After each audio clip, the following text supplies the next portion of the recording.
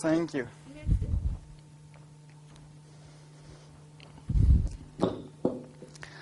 So chocolate is good, chic, powerful, and small. Chocolate makes you more happier, more passionate, addict. Chocolate milk reminds you of childhood, Christmas, hot cocoa by the fire, coziness, bliss. So chocolate needs no publicity. So why am I here today? Today we will explore together the long way from the cocoa tree under the tropics to the luxury of the chocolate we eat. We will see the contrast between the poor country where cacao is cultivated and the wealthy country that transform, consume, and profit from cocoa. We will see the other facets of chocolates, its health property, the chocolate-wine connection, the economic aspect of chocolate in the globalized economy, and last but not least, we will enjoy together tasting some single origin from all over the world. So what is chocolate? Chocolate bars don't grow on the tree. Fortunately, I will have a job. Chocolate is a food made with the seeds of cocoa trees, which grow under the tropics. The cocoa trees need a hot and humid climate. So you can find cocoa plantation in Cuba, the Dominican Republic, Mexico, Peru, Costa Rica, Ivory Coast, Madagascar, New Guinea, Sao Tome. Generally, the cocoa trees grow under the shade of banana leaves to prevent the plant from burning in the sun. To give you an idea how delicate it is, if it gets too much light, the cocoa tree dries up and does not yield any fruits. If it doesn't get enough light, the cocoa fruit rots. If there is too much wind, they fall off of the tree, like superb wine or premium olive oils. Fine chocolate all carry a signature flavors. Their distinctive taste starts with the original ingredient, the cocoa bean.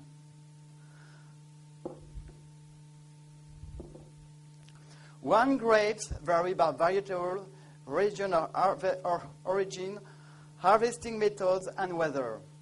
It's exactly the same with the cocoa beans. There are 3 different cacao trees, the Criollo, the Trinitario, and the Forastero. The Criollo variety is the noblest and purest and used to grow in the wild state of Mexican plains. It's also the more fragile and represents only between 1 and 5% of the world production, and it is an endangered species. The Criollo is reputed for the best quality bean, a first-rate cacao, a great aroma, but very fragile.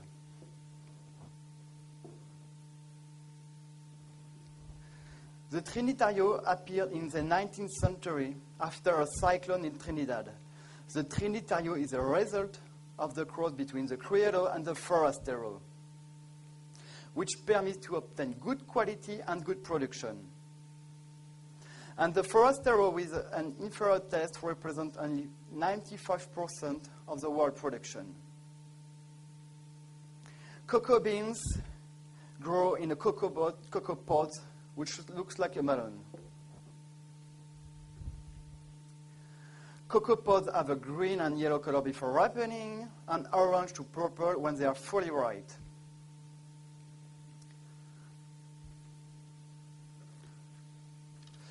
I've got a question. I don't know if you know where the design of the first Coca-Cola bottle comes from. Somebody know where the design of the first Coca-Cola bottle comes from? Nobody? It's not good. I'm sorry. One of the first Coca-Cola bottles has been designed in India in 1930 and inspired from the cocoa fruit. You can see this bottle in the Museum of Atlanta. I don't know if some... Yeah. So nobody has been to this museum. That's okay. That doesn't matter. So you can see it's about the same from the first Coca-Cola bottle.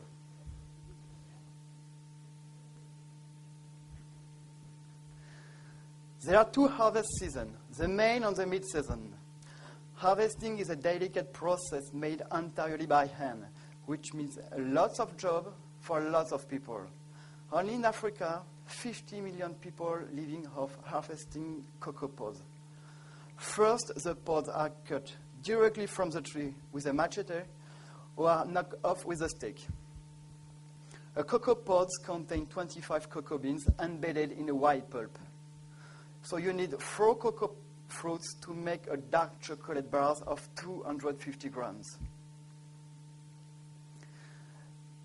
Then the beans are extracted from the pods, transported to the village, and peeled between banana leaves for fermentation.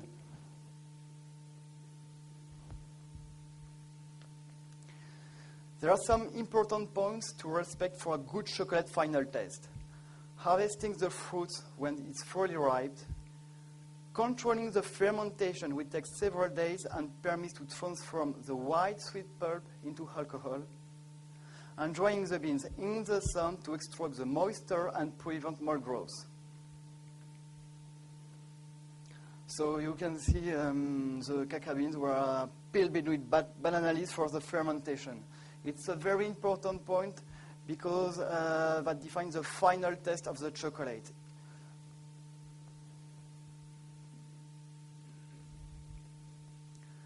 So after that, the cocoa beans are ready to be stitched into burlap bags for shipping.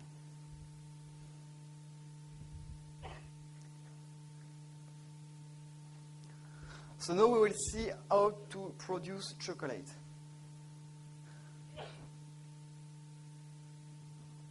Chocolate is one of the most complex raw materials to turn into finished product. That's why nowadays only industrial company can transform cocoa into good chocolate.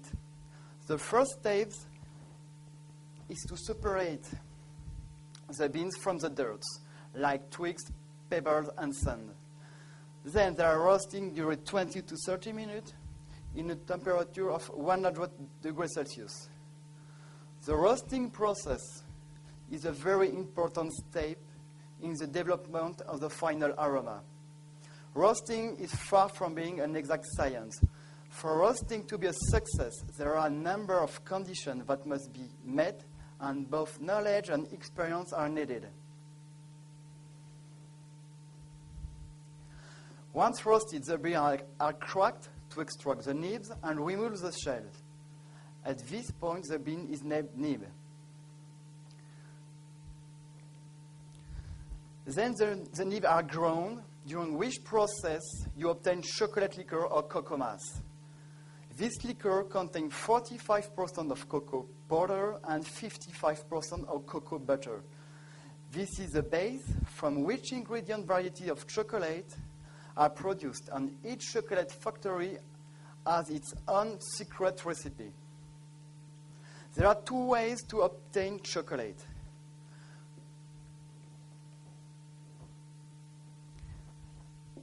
To obtain dark chocolate, you mix cocoa powder with cocoa butter, sugar, soy lecithin, and sometimes vanilla. For milk powder, you add for milk chocolate, you add milk powder to the previous mixed.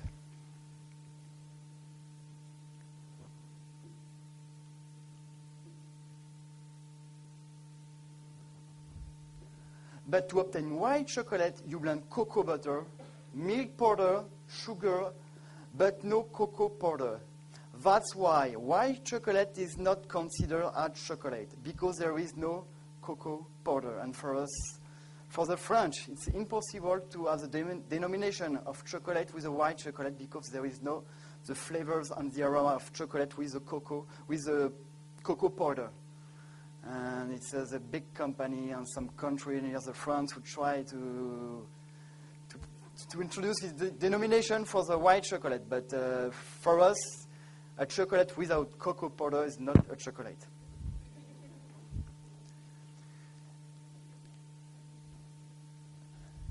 Then comes the process of blending chocolate, called conching. A conch is a giant batch with a giant mills that blends and reduces the dry ingredients with the fatty ingredients. During this process, the aroma develops and the acid and bitter taste are eliminated. High-quality chocolate is conched for 72 hours. The longer the conching, the more luxurious the chocolate will feel on your tongue. The next and final operation is called tempering, and it permits to control the crystallization of the cocoa butter. Tempering allows to go from liquid to solid. This operation is very important and delicate. It consists of melting the chocolate by raising the temperature over 45 degrees Celsius, then slowly cooled. That's the theory. But in practice, there is no exact rule, because chocolate is a very sensitive product that is affected by the weather condition, just like you and me. So a variation of temperature or humidity or pressure may change the 45-degree rules. A good chocolate maker has a sensitivity to feel the temperature the chocolate needs each time he has to temper it. We may say that this is where we begin to create, where the artisanal artistic process starts.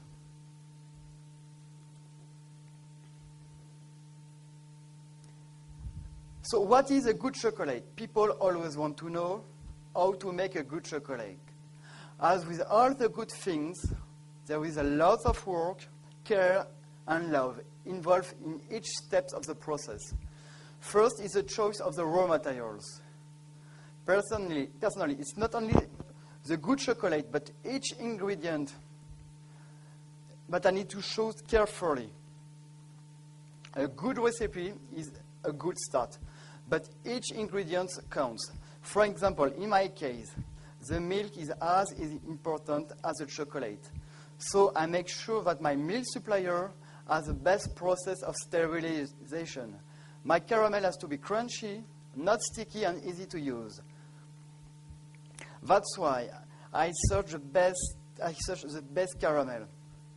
And if I want my recipe to be a success, my fruit paste, my gingerbread, my praline paste, all are very carefully chosen after a lot of research and test. That is one of the good chocolate maker to get the best ingredient to make his creation. For example, in my case, I spent 4 years to obtain my best recipe. I win the first prize in Paris with au Salon du Chocolat with my flaky praline. It's a fine palette with a soft earth of praline and caramel beurre salé. But before, I have to find the best caramel. I found it in a small village in Normandy, near Ésigny. And in this town, they have an AOC, an appellation d'origine contrôlée. That means that my caramel supplier uses the best cream, the best sugar, the best butter, and the best salt for making his creation. After, I have to find the best praline paste. So I found it in the south of the France because they use a very good almond and nuts from Italy. My crunchy comes from Brittany, and my milk chocolate comes from Switzerland. With this best ingredient, I could make my best recipe, only. So the process of working with chocolate implies different texture with different molecules blended with dry ingredients, fatty ingredients. All this mixed and blend produce chemical reaction that require specific process with specific steps to follow. That's why for being a good chocolate maker, you need some notion of biology, of chemistry, to study for a long time in a special chocolate school. And of course, you need a lot of feeling and sensitivity because chocolate is something very delicate to use it. Chocolate is a lovely material to work with, but extremely delicate, sensitive, and complex. Let's say it's like making a good mayonnaise, you know? It's not only the recipe, but the quality of each ingredient that will make the difference. It's also the feeling and your care you put. You must know when and how to mix the element, or to correct the process. If you feel it's going well, it's hard to explain, but you just know it. It's work, attention, practice, and a lot of feeling and sensitivity. And since we are speaking about good chocolate, there is a very important point, a good cocoa butter. A new legislation permits now to replace 5% of the cocoa butter by another butter. Why industrial and certain countries for this law? Mainly for economic reasons and conservation issue. Cocoa butter is 10 times more expensive than the other butter. This inclusion of butter other than cocoa butter requires the savoir-faire of the chocolate maker regarding the crystallization. But why? Because not all the butter crystallizes on the same way. However, the condition to make chocolate have increased the essential value of cocoa butter. The first one is neutrality in aroma. That is its principal quality. It's like the white chocolate. If you don't use the cocoa powder, you can say it's chocolate. So if you don't use cocoa butter, we can say that it's chocolate. It has the flavors of chocolate, but we can't use apple for made red wine. It's impossible.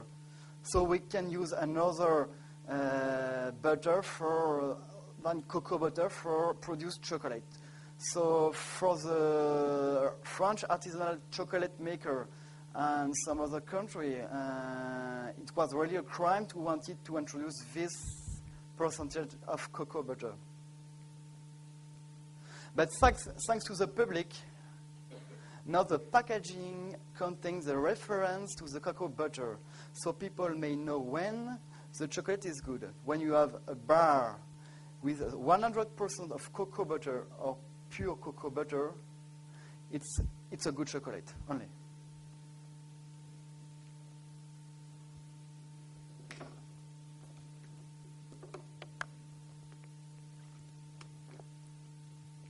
So during the Industrial Revolution, the mix of cocoa beans of diverse origin was imposed to cut down the cost, which generates the standardization of chocolate.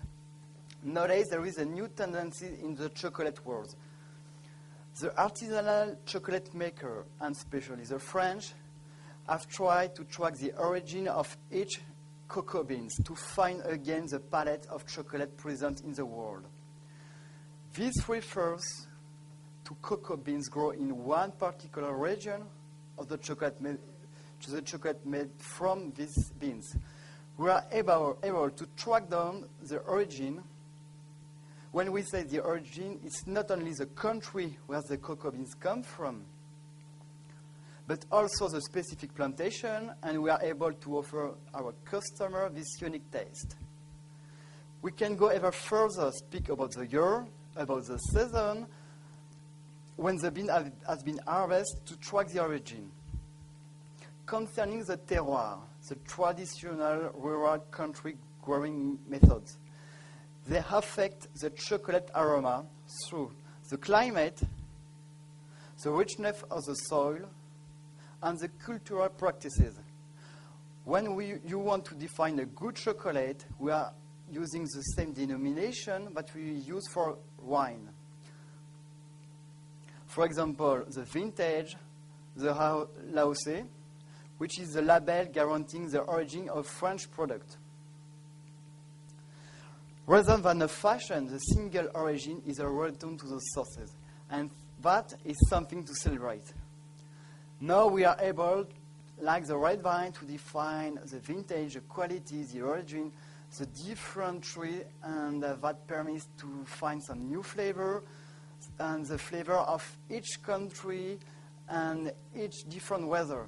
And for us, it's something very different and very new. So now we will see some remarkable geographic facts.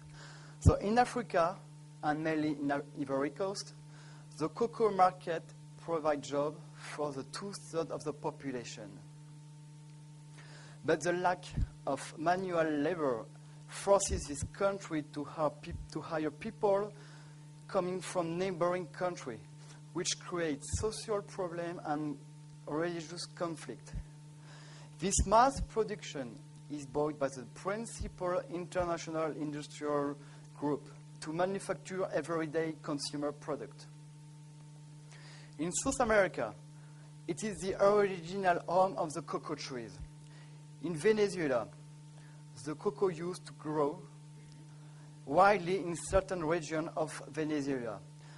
But the huge resources derived from petrol are now reinvested in part in the cocoa production, which will make it possible to have again the same type of cocoa they had before. The quality of fine chocolate is particularly appreciated in Japan, in Switzerland, and France. But the weak yield of 0.5% of the world production make it rare and expensive. 50% of the products are labeled fine or aromatic and give a remarkable flavor. In Ecuador, in 1993, a cyclone destroyed half of the plantation, and since this cacao has been sought after for its quality and scarcity. In Asia and Indonesia, the proximity to Malaysia, experts in genetic and agri-foods allows them to develop hybrid cocoa trees more resistant to new climate conditions, and this is with good yields and good quality. In Java, Papua, and New Guinea, their insular isolation allows them to have an unusual taste, which very often gives way to rare discovery and wildlife flavors. So let's talk about the economic and social problem around the chocolate world. Cacao is the third world market after sugar and coffee, and has for a long time been subject to the strong price fluctuation. This is due to the tension between the producing and transforming country. The price of cocoa becomes more and more the subject of speculation. In a few years, chocolate may become a very luxurious product. First one, because chocolate is a real business managed by the Cacao Stock Exchange in New York and London, and the big company that transforms the cocoa beans in chocolate. Cacao beans is considered like a profitable product, exactly all the other raw materials. So traders may have an impact on the final price. 2. There are some new emerging countries like Russia, China, and India, which are beginning to appreciate and consume chocolate.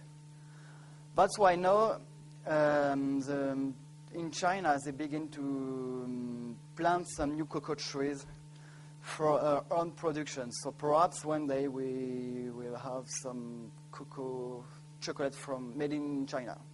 We don't know. We will see. The climate warm-up has an impact on the productivity and the quality and the harvesting. And for us, it's a very big problem because we can't say if the weather will have a very big impact on the final taste and on the production of the cocoa. So that's why in Malaysia they try to create some new cocoa plantation trees for the new problem with the climate. There are some new diseases affecting the cocoa tree, which will also decrease the production. And the last problem is a very big problem too. It's all the problem linked with the political problem in some country For example, last year in Ivory Coast, the civil war did not permit to harvest the pod. So it's a big problem for this country and for obtain good chocolate, because Ivory Coast produces 55% of the world production.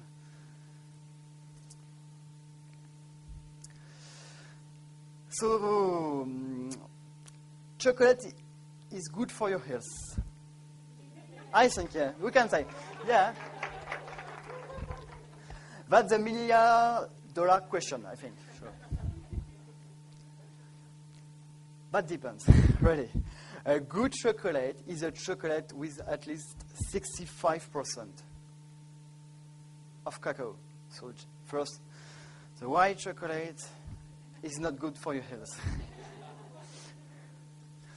We have to know that in the denomination of chocolate, all that is not cocoa is sugar. That means that a chocolate with 100% of cacao has no sugar added. When you eat a bar with 50% of cacao, you are eating the other in sugar. So a dark chocolate is good for your health. It's exactly like the pasta, you know. It's healthy, but if you add cream, bacon, cheese, olive oils, it's a different things. So if you add this good, healthy dark chocolate, but you add cream, butter, sugar, praline paste, caramel, nuts, well, you'll be sure it's not so healthy like that. Sure. So what kind of chocolate do people like? What kind of chocolate do you like? How much chocolate do people eat in the world? Do you know where they consume the more chocolate in the world? Yes, good. You from? Okay, and you are? I'm American. Okay. So the country with the highest consumption of chocolate is Switzerland. They eat 11 kilo per 6 kilogram per person. It's enormous. Their reputation in the chocolate world comes from their milk chocolate. They like a smooth taste with a note of bit bitter and sweet at the same time.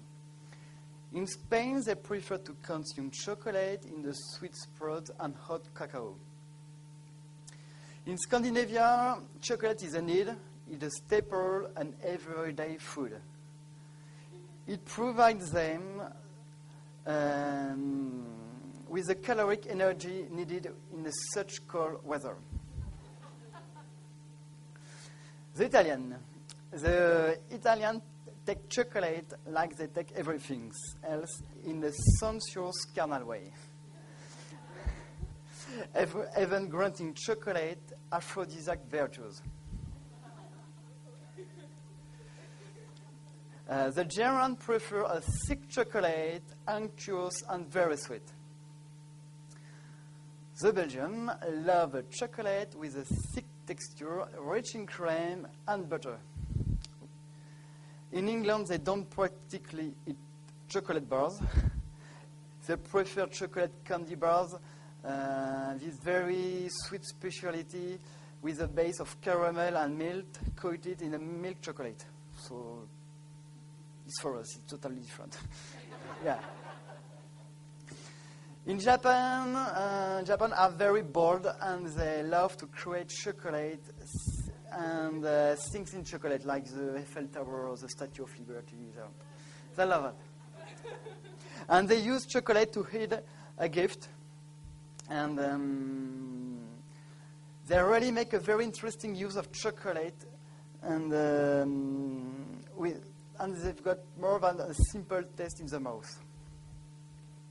So the French, 95% of the French love chocolate. It's a very popular product. We like to feel more than one texture in the same chocolate, a variety of flavors, but always in a very subtle way. We look for a balance between the sweet and the bitter. We are very demanding. And the Americans,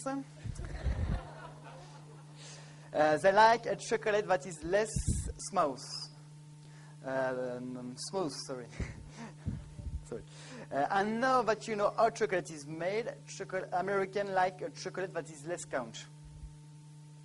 And for a chocolate maker and lover, this variety is also a fascinating subject. It's a world of taste and a universe of flavors. So the world of chocolate has come a long way from the Aztecs and the Mayans discovered by the Spanish conquistadors to our days. No, chocolate is everywhere. Of course, in every recipe we cook, sweet or salty, in the fashion world, in the beauty, in the decoration, in the movie, in every area of your life, there is something that reminds us of chocolate. Chocolate is not passing fancy. Chocolate is here to stay and to enjoy. And that is what we are going to do now.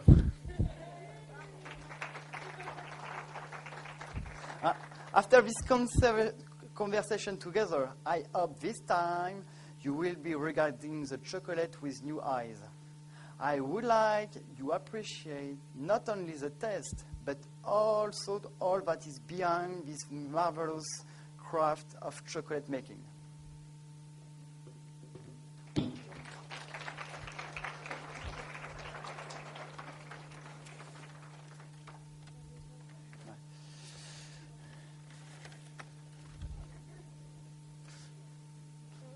Par personne. T'en donnes une par personne.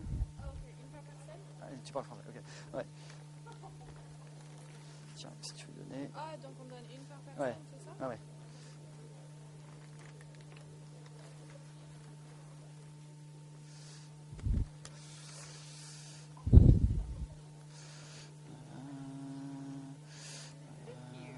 Si vous les distribuez.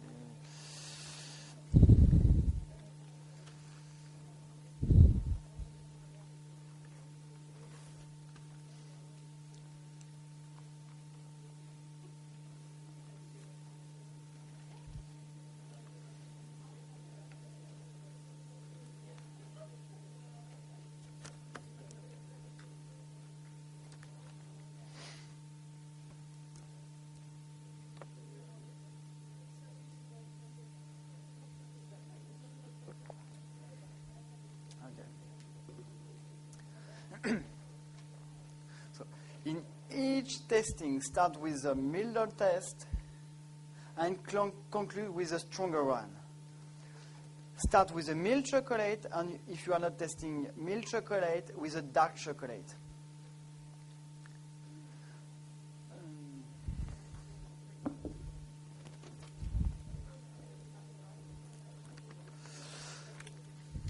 So we will testing today 3 dark chocolate, single origin, 1 milk chocolate, and 1 of my chocolate, my favorite chocolate.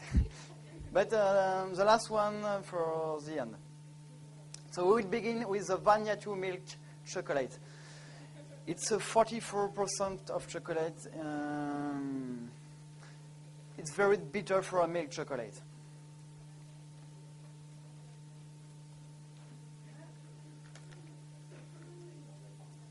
So understanding how to test chocolate requires a lot of practice, like testing wine. The chocolate experts agree that the only way to learn how to taste chocolate is from plain bars.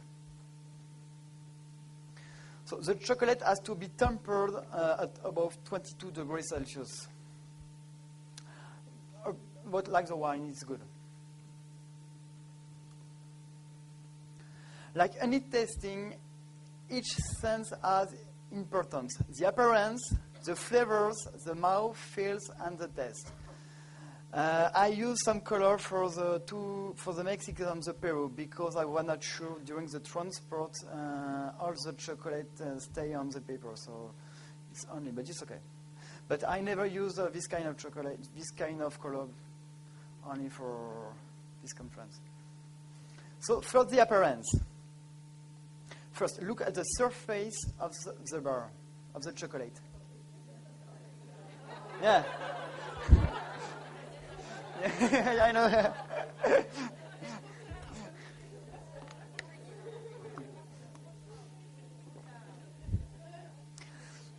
It should have an even texture, a shiny gloss with no discoloration, pitting or bloom. Good gloss is an indication of good tempering. Discoloration or bloom is an indication of chocolate that has been stored too long or in a warm place. Color is not an indication of quality, and it's not an indicator of cacao content. Some people say that the higher the percentage of cocoa, the darker the chocolate. Is false. That's not true. Because if the producer prefers a dark roast, the chocolate will be darker in color. A very dark bar containing a high percent of cacao can be made with an inferior cacao.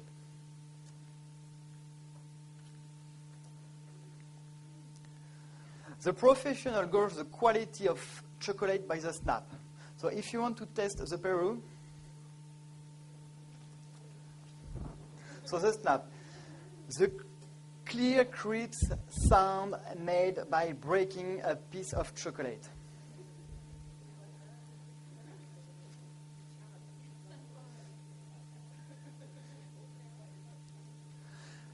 A good clean snap is an indicative of high cacao content and well-tempered chocolate. The higher the cacao content, the harder the chocolate and the more pronounced the snap. It's the opposite for the milk chocolate because it has a lower cacao content. So after the aroma. The aromas of chocolate vary with a different variety of beans. As with the wine, there are hundreds of aromas of chocolate. So we can categorize in alcoholic, bready, colors, dairy, florals, fruity, nutty, spicy, sugary, vegetal, or woody. An experienced taster will also learn the scent of roast and will be able to tell what kind of roast the bean needs. So now inhale the aroma of the bar and try to find the different scent.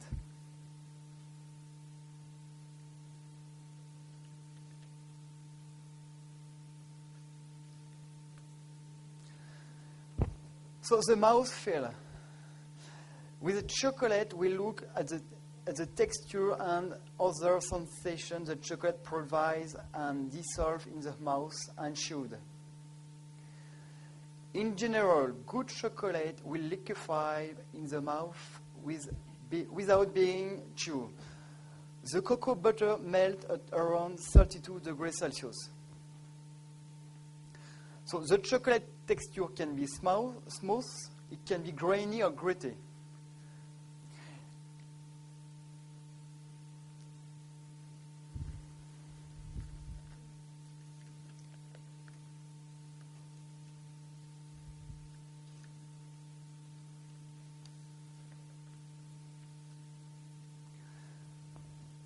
Waxy chocolate is often an indicator that cacao butter has been replaced by a very cheaper fat. But the fine chocolate makers add more cocoa butter for a smoother taste.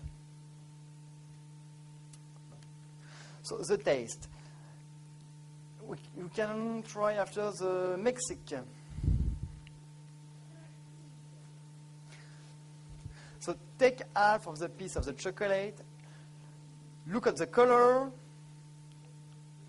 and smell the aroma.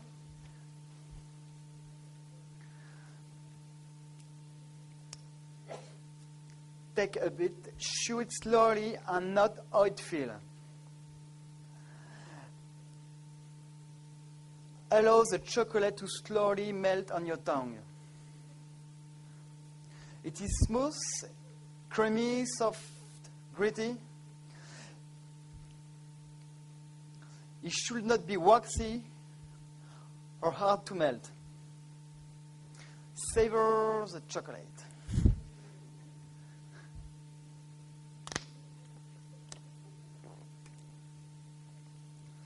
Roll it around on the tongue to test the many flavors. Different tastes will appear directly, some other on the mid palate, and some in the aftertaste. As with wine, the aftertaste may be short or it may be long. The more you taste chocolate and compare one bar to another, the more your palate will be able to detect the nuance, and the more you will be able to discern the different aromas, origin, and percentage of cacao.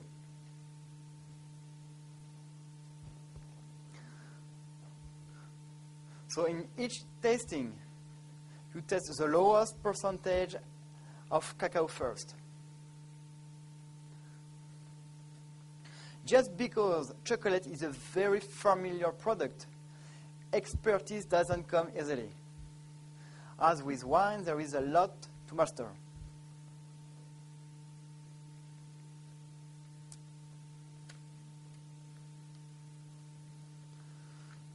The percentage of cacao. So the last one is a Tanzania. The Tanzania is a very interesting chocolate because it's got it has been fermented for a long time, and it's like the wine or the beer. You can control the fermentation with the cheese, but it makes a difference on the final taste. Donc this chocolate has a little bitter taste in the last tasting, but very subtle. So the percentage. The less sugar, the more pure the cacao flavor, and the more intense the chocolate flavor.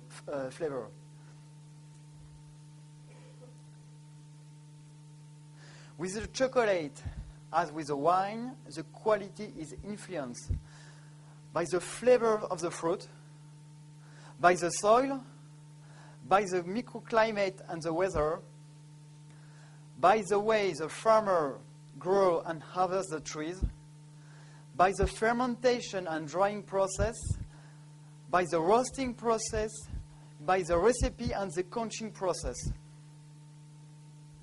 So each company has its own house style. Light or dark roast, time of conching, percentage of lecithin and vanilla, addition of cocoa butter or not. So in the end, the same beans from the same plantation produce different chocolate bars. A chocolate bar labeled 70% speaks only of the cacao content, not of the quality of the beans. So don't pay attention on the percentage. 70% is not necessarily better than a 65%. A 70% bar made from bad cacao beans will never be more than a bad chocolate. But a 65% bar of cacao bar from great beans and great producer will always produce a good chocolate. In United States, Scharfenberger and Guitar produce single origin. And Dagobah, no. The first company to present with a percentage of cacao the origin and harvest year of the beans is Chocolove. So the single origin. We can't say that the single origin bars are better than the blended bars. Single origin simply means that the chocolate was made with the beans from only one country, region, or plantation. And that means he has the flavors out that regions. A bar that is not a single origin is called a blended bar. Single origins are more complex in flavors, so has more interest for the expert. It's important to note that complex doesn't mean better. The single origin bars demand analysis and attention. Many people don't enjoy complex bars because they want the pleasure of eating the same tasting all the time. By adjusting the recipe with different beans from different locations and different harvests, the chocolate producer is able to produce every year the same tasting product.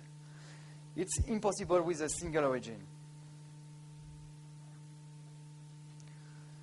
So the difference between a baking chocolate and the chocolate we used is the quality of the beans, of the ingredients, of the roasting, and there is a serious difference in the texture and flavors when you eat the two different chocolates. So if you want to test the last one,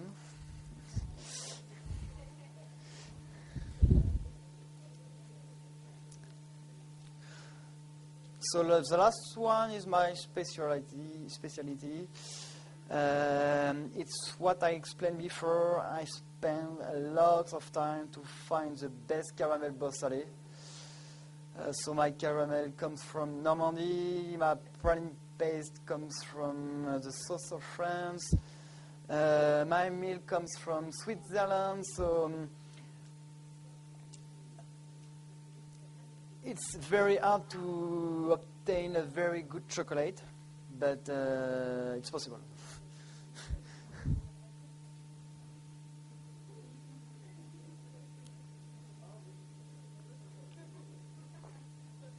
It's different, huh?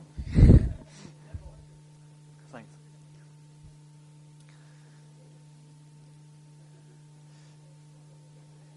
There is some important points for conserved chocolate. It was one of my problems when I come in America. It's only the weather. So chocolate is sensitive to the temperature, to the external odors and flavoring of the moisture and the time.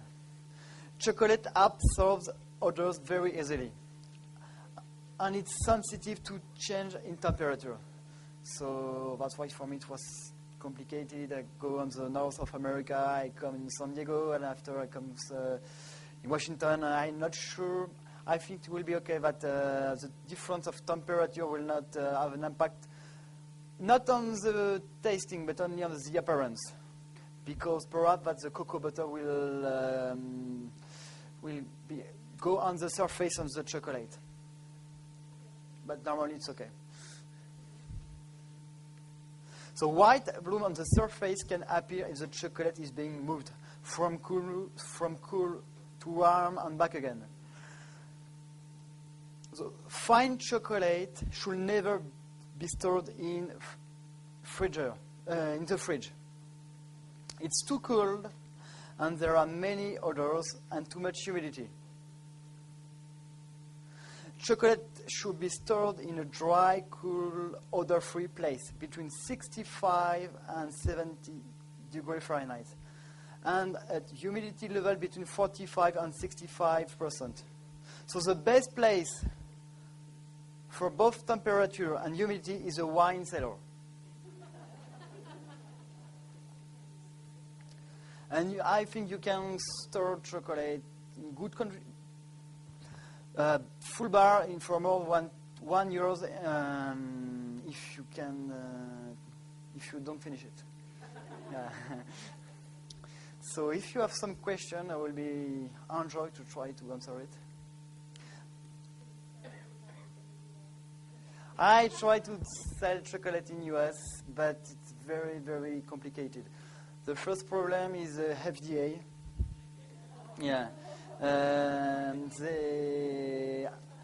they have the same legislation for an artisan but for an industrial.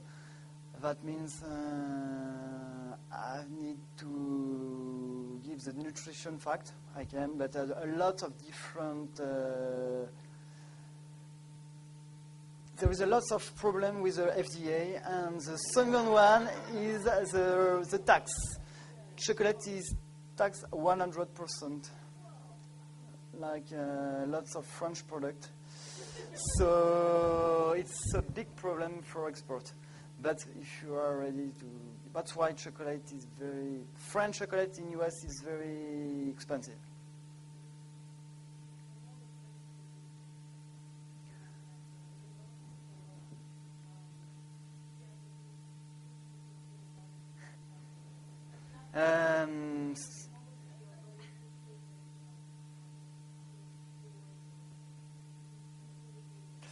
So first, Jeff de Bruges is Belgian, is not French.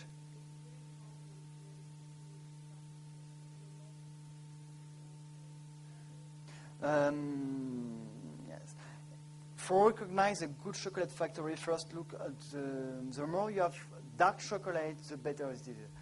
If you are white chocolate, you can be sure. It's not French. It's the first condition for make the difference. And after try to test all the different chocolate, you'll be sure. And it's a little war between the French and the Belgian because they use the price of the raw materials is 5 less expensive than our chocolate. So that's why in America, Godiva can sell a lot of chocolate with a good price for us because the chocolate are bigger and they use a lot of fat ingredients, and that permits to have a very good conservation. And if you like.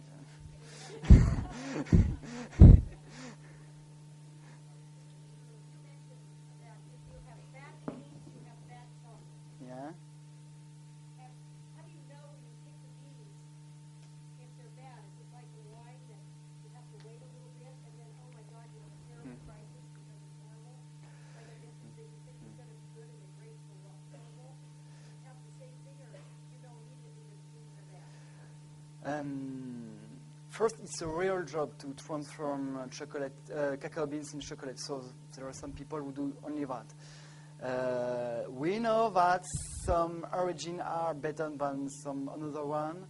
We know that some tree produce the best quality bean, and we know that with the weather condition, because there is 2 seasons, the mid and the main season, and we know that the mid season is better than the other.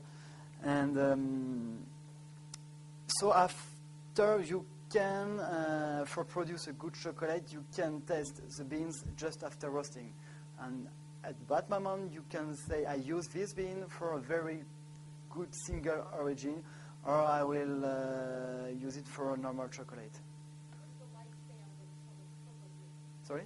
What's the lifespan of a cocoa tree? How many years does a cocoa tree live? Okay.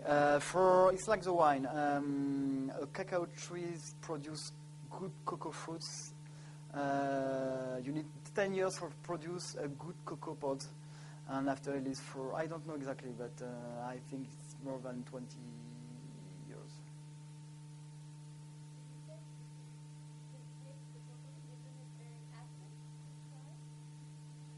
It is. It's very acid, but in French we introduce a lot of cocoa beans roasted in the dark chocolate only because they give a very different taste, and you can. It's like eating a coffee bean. We used coffee bean directly in the chocolate, so that give a very powerful taste directly, and all the flavors are different.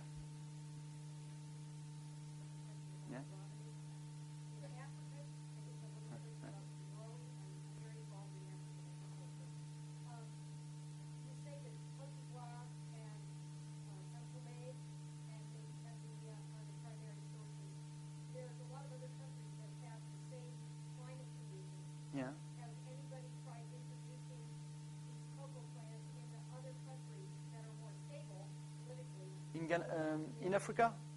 Yeah. Ghana.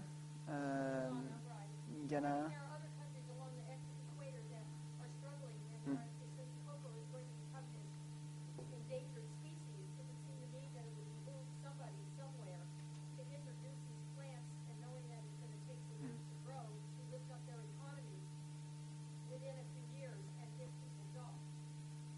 Yes. So I just wonder if anybody else, World Food Organizations or anything like that, the French are very good at it, Senegal or Gabon or Chad, places that are now calm, Liberia or Sierra Leone, if they have it, has anybody introduced cocoa plants and cocoa trees there to create for a future stable economy in the continent? For plant a cacao plantation, you need banana leaves first, and after you need 10 years for produce the first producing of chocolate. So it's very long, and they try to introduce chocolate from cacao trees in Africa, like in China and in other place. But it's a long time.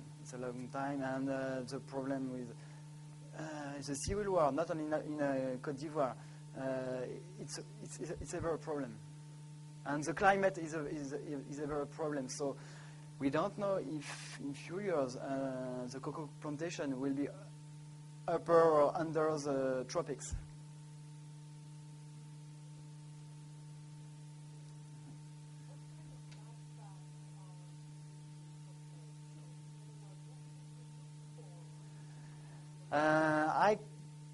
I don't really. There is a lot of.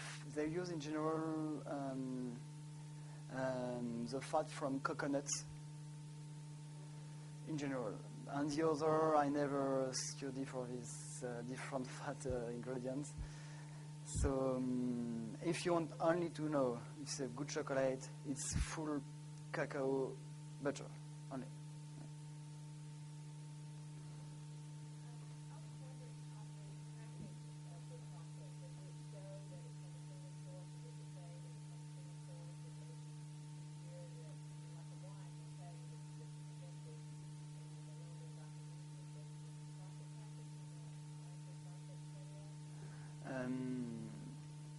In America, that's begun. You've got some packaging with the reference of the origin and the percentage. When it's a single origin, you have all the time mentioned the origin of the chocolate. And for the industrial, it's something marketing, so they try to give a good image of the chocolate. So it's true, in few time you will have the different origin, percentage, plantation, vintage, roasting of the chocolate. In France, I think that we eat only now. We know the percentage, and we know the single origin of the chocolate bars. It's not something fashion. It's something we can produce now a single origin. So it's sure that we will have all the time the percentage and the origin of the cacao. Marvin, did you have a question back there? There was a question back there. Yeah? Okay.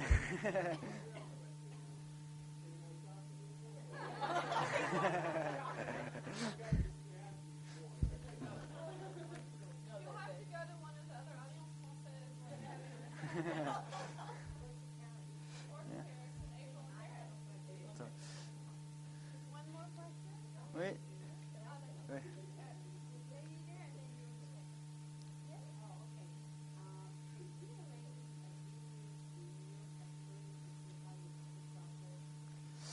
Yes, we would like to make to open the chocolate factory to all the different customers, for explain how to produce chocolate and how to package the world of chocolate, and with a video. I don't know, you have on the last page the photo of the chocolate factory. So it's a very artisanal chocolate factory in the middle, under Paris, yeah. Ring before. Yes, it's possible because I do it. If some people are interested to visit my chocolate factory. Yes, very important people only.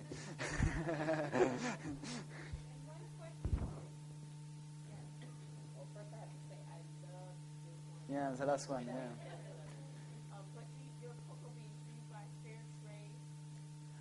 I've got different chocolate because I've got different customers.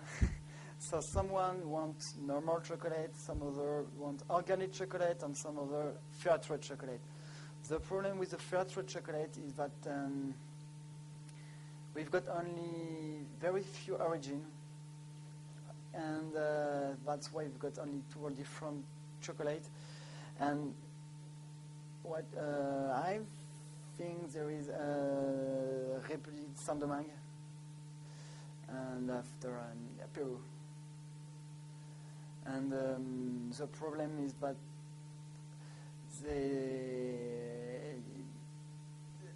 it's not the best bean, so it's not the best chocolate. So it's difficult to explain to the customer. It's fair trade, but it's not the best one in the flavors and the aroma. But for the organic chocolate, in general, we've got exactly the same flavor and sometimes a better aroma and flavor. He told me in French, he said les chocolatiers are the fonctionnaires of la pâtisserie. The government people of the pâtisserie. Yeah. Well, I think we're going to thank you. It was a real treat, very informative. Thanks.